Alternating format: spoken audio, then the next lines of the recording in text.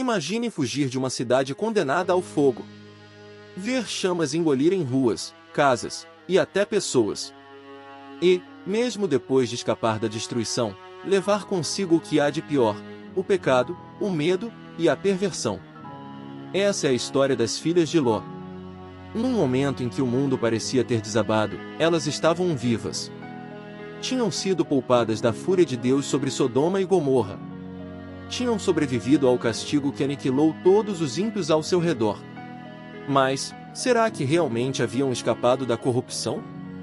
No silêncio das cavernas onde se esconderam com o Pai, longe de tudo e de todos, um pensamento sombrio nasceu em seus corações. Um plano. Um pecado. Elas estavam decididas a fazer algo impensável. Algo que nem mesmo os pecadores de Sodoma ousaram fazer. E isso mudou tudo. Por quê? Porque a destruição de uma cidade não é nada, comparada à destruição da consciência. Essa história vai te chocar. Vai te fazer refletir sobre até onde o ser humano pode ir quando perde o temor de Deus. Mas também vai te ensinar algo: que mesmo no erro mais profundo, ainda existe uma voz de alerta, ainda há chance de arrependimento. Você está prestes a ouvir uma das passagens mais polêmicas e esquecidas da Bíblia. Uma história que mistura sobrevivência, engano e consequências eternas. Então se acomode, abra seu coração e prepare-se para mergulhar em um capítulo sombrio da história sagrada. Se gostar dessa história, confira outras aqui do canal e comente o que achou. Se inscreva no canal. Ative o sininho. Fique até o final, porque ao terminar a história, vamos fazer juntos uma oração poderosa de fortalecimento espiritual. O cenário era sombrio. O céu ainda carregava as marcas do juízo divino.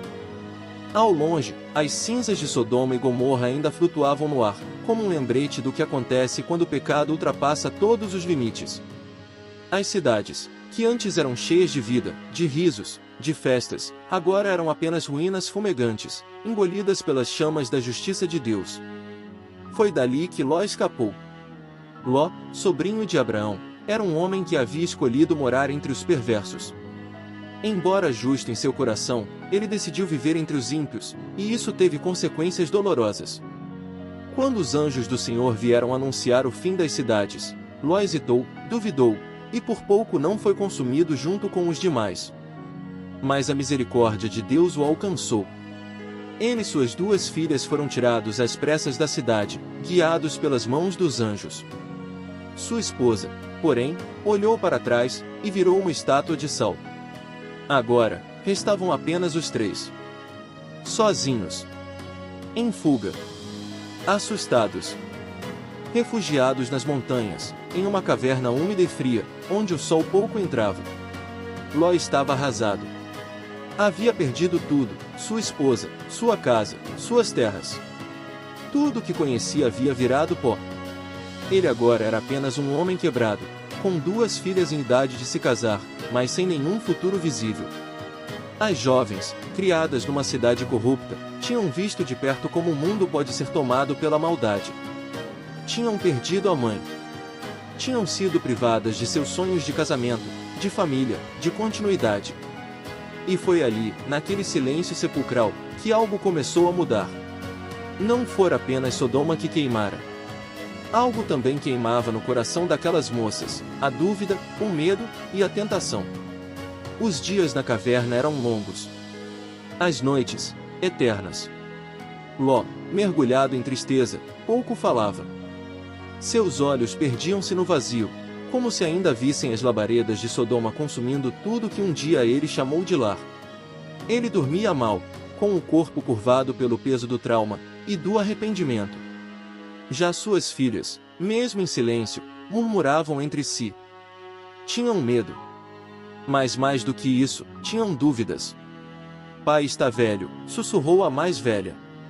E não há homem algum nesta terra para se deitar conosco, como é costume em toda a terra, completou a mais nova. Elas não conseguiam aceitar o fim. O fim da linhagem. O fim do nome do pai. O fim do futuro. Talvez, pensaram, talvez precisássemos fazer algo diferente. Elas não estavam pensando com os olhos da fé. Estavam dominadas pelo desespero. Acreditaram que estavam sozinhas no mundo. Que ninguém viria salvá-las. Que a única forma de manter a descendência do pai era corromper o que restava de pureza. Elas traçaram um plano. Na primeira noite, a filha mais velha pegou vinho e ofereceu ao pai. Ló, exausto e ferido emocionalmente, não recusou. Bebeu até adormecer profundamente. E então, no silêncio da caverna, ela se deitou com ele. Ló não percebeu. Não sabia o que havia acontecido. E na noite seguinte, foi a vez da filha mais nova. Ambas o embriagaram. Ambas o usaram. Ambas cometeram um ato que marcaria gerações. Não houve violência, mas houve engano. Não houve gritos, mas houve pecado.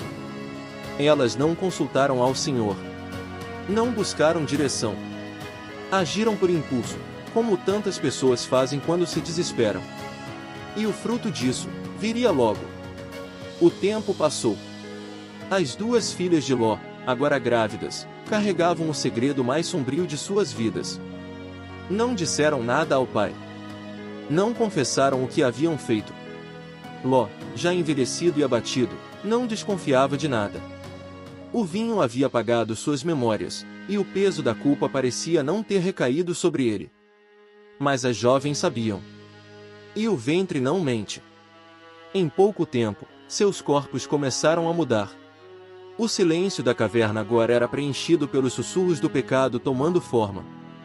E então, os filhos nasceram. O da mais velha foi chamado de Moabe. O da mais nova, Ben-Ami. Esses dois meninos, frutos de uma união incestuosa, se tornariam pais de dois povos que marcaram profundamente a história de Israel, os Moabitas e os Amonitas. Ambos os povos cresceriam afastados de Deus, muitas vezes em guerra contra os descendentes de Abraão. Povos que levantariam altares para deuses pagãos. Que sacrificariam crianças. Que tentariam corromper os israelitas com práticas imorais. Povos que, por séculos, carregaram a marca do erro cometido naquela caverna silenciosa. Tudo, por uma decisão desesperada.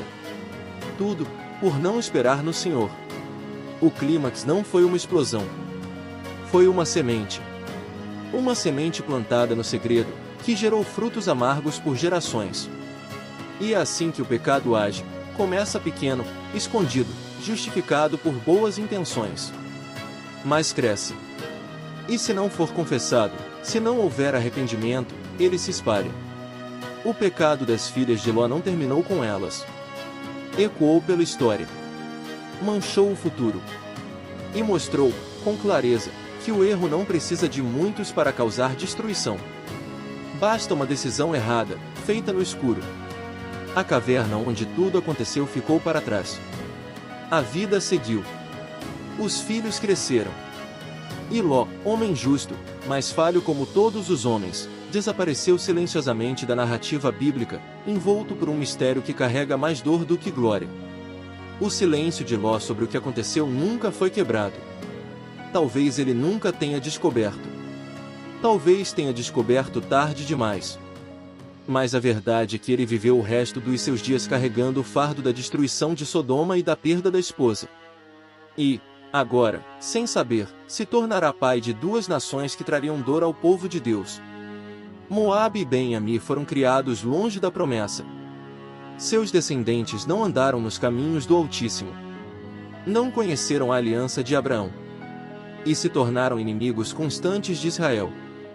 Por trás de tudo isso, estava a semente plantada por duas jovens que, em sua pressa, tomaram para si aquilo que deveria estar nas mãos de Deus, o futuro. Mas há algo que essa história nos ensina de forma brutalmente clara: o fato de alguém estar fora de Sodoma, não significa que Sodoma está fora do coração dessa pessoa. Elas saíram da cidade, mas a corrupção da cidade não saiu delas. E é assim que o pecado age: quando não é tratado, ele nos acompanha. Mesmo quando pensamos estar seguros. Mesmo quando fugimos. Ele pode nos seguir até uma caverna isolada. A Bíblia não esconde a falha dos homens. Ela revela. Não para humilhar, mas para alertar. Para nos ensinar que o temor do Senhor precisa nos acompanhar sempre. mesmo nos desertos, mesmo no silêncio, mesmo no medo. Porque o pecado não nasce com o grito. Ele começa no sussurro. O pecado das filhas de Ló é um daqueles episódios da Bíblia que poucos têm coragem de comentar. É sombrio. É pesado.